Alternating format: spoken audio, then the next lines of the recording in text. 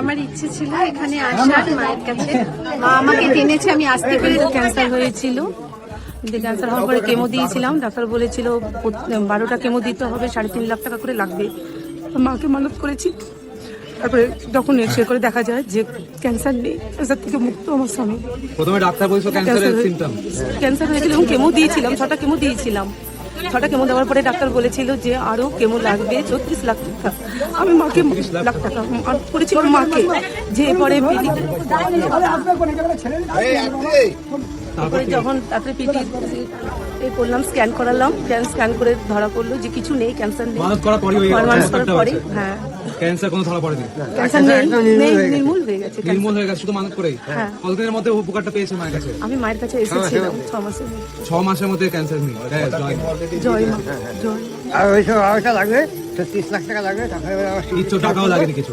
জয় মা মনসা। আমার ইচ্ছে ছিল এখানে আসার মায়ের কাছে। মা আমাকে টেনেছে, আমি আসতে পেরেছি।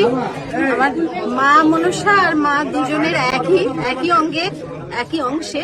সুতরাং আজকে ওনাদের আশীর্বাদ পেলাম, এটা আমার কাছে বড় পাওয়া। এত সহজে আসতে পারবো ভাবতে পারিনি। আমার ভাই আমাকে নিয়ে এসেছে, এসে খুব ভালো।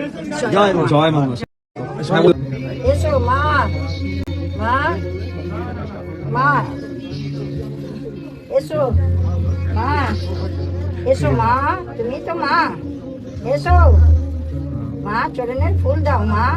এসো মন্দিরে এসো মা। এসো এসো মা, মা, মা, এসো মা। জয় মা।